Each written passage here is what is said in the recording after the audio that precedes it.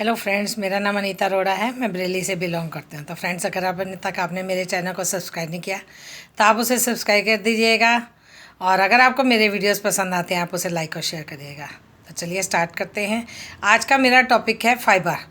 तो friends, fibre हमें क्यों यूज़ करना चाहिए, उसके क्या परेशानियां हैं, अगर हमारी बॉडी में फ़ाइबर की कमी हो जाती है तो उसके कौन कौन से सिम्टम्स हैं, तो मैं इसकी पूरी डिटेल आपके आगे शेयर करूँगी। तो फ्रेंड्स, सबसे पहले मैं बताती हूँ कि हमारे सोर्सेज क्या हैं फ़ाइबर के, किस किस में हमें फ़ाइबर मिल जाता है। फ़ाइबर उसमें होता है जैसे चोकर से जो अनाज होता है, गेहूँ है, यानी कि गेहूं का आटा है, और हरी पत्तेदार सब्जियां हैं, सेब, पपीता, अंगूर और टमाटर, छिलके वाली सब्जियां, दालें, और जैसे भूसी होती है इसबगोल की, और दलिया, ओट्स, बेसन है, सूजी है, इन सब चीज़ों में फ़ाइबर अच्छी क्वांटिटी में पाया जाता है। तो अगर हम इसे अपनी डेली डाइट में अच्छे से ले रहे हैं तो हमें इसकी कमी नहीं महसूस होती।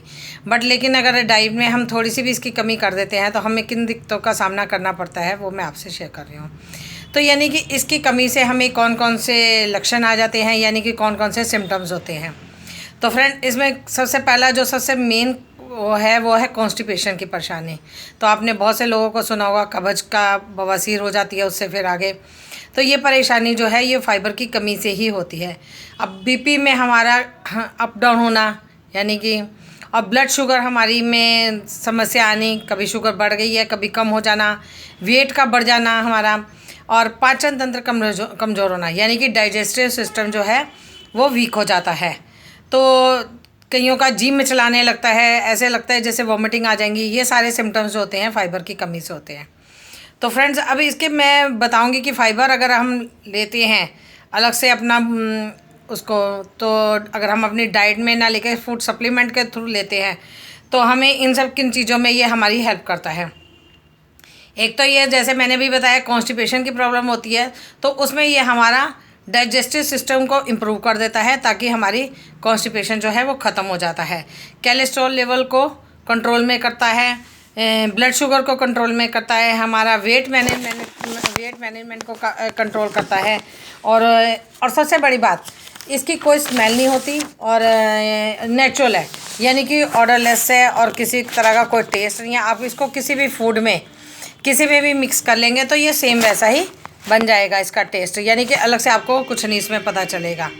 और बड़ी बात ये कि ये घुलनशील है अगर आपने इसे जूस में मिला के पी लिया तो भी ये उसमें आप ऐड कर सकते हैं, किसी भी लिक्विड में आप इसे पी सकते हैं, जूस में, पानी में, दूध में मिला के, या फिर सैलेड के ऊपर भी स्प्रिंकल करके आप इसे ले सकते हैं। और वाटर सोल्यूबल होने की वजह से ये हमारी बॉडी में जाके एकदम से घुल जाता है हमारे ब्लड में। तो यानी कि, और हमारी जो हमने खाया होता है उसे पचाने में हमारी मदद करता है। अब आता है कि ये हमें कहाँ से मिलता है, हमारे पास फ़ाइबर आता कहाँ से है। जैसे कि वेल जो हमारी कंपनी है उसका सोर्स के बता रहे जा रही हैं। जैसे बबूल और कीकर का पेड़ आपने सुना होगा, उसके अंदर गम होता है, उससे ये बनाया जाता है। और वैसे तो बबूल की जो छाल है वो भी काफ़ी काम आती है, बट इसमें इसका गम है। तो 100% नेचुरल है, वेजिटेरियन है, और ग्लूटेन फ्री है। तो इसमें ना ही किसी तरह की शुगर ऐड की गई है, और ना ही कोई कलर या कोई प्रिजर्वेटिव वगैरह कुछ भी ऐड नहीं है। अब बात आती है कि इसे कितनी क्वांटिटी में हमें लेना चाहिए, हमारी डेली डाइट में कितनी नीड है हमें। तो यानी कि एक लेडीज़ के लिए मैं बता रही हूँ 21 to 25 ग्राम जो है डेली डाइट में होना चाहिए फ़ाइबर लेडीज़ में, और जेंट्स में 30 to 38 ग्राम होना चाहिए। ये तो हमारी डेली डाइट में आया। अब आती है कि हमें इसे कैसे लेना है। जैसे कि हमारा एक सेशे के रूप में आता है हमारी मोदिकेयर में, वेल सप्लीमेंट में। तो पहले 3 दिन तक हम इसे एक सेशे लेंगे, तो किसी भी चीज़ में कैसे भी आप ले सकते हैं जैसे मैंने पहले बताया। और 4 से 6 दिन तक आगे हम इसको 2 सेशे कर देंगे, यानी कि एक सुबह और एक शाम में। नेक्स्ट 7 डेज़ के बाद हम इसे क्या करेंगे, 3 सेशे स्टार्ट कर देंगे, फर्स्ट ब्रेकफास्ट के साथ, लंच और डिनर के साथ। यानी कि इस तरह से 3 सेशे जो हमें है अपनी डाइट में बढ़ा देने हैं। अब ये वेट कम करने वालों के लिए बहुत ही ज़्यादा, और कॉन्स्टिपेशन वालों के लिए तो रामबाण है, क्योंकि इससे ना खाने के सेशे ये लेने के बाद आपको लगेगा कि जैसे मेरा पेट भरा हुआ है। तो आप इसमें ज़्यादा कुछ आगे और ऐड नहीं करेंगे अपनी डाइट में एक्स्ट्रा से। तो अब आप इसको एक जूस सैशे में कर लेना कैसे है, जैसे आपने एक जूस का गिलास लिया, उसमें एक सैशे खोला और उसको मिक्स किया, या दूध में या किसी भी चीज़ में आपने ले लिया, तो ये आप उसको इजीली पी लेंगे तो आपको डाइजेस्ट हो जाएगा।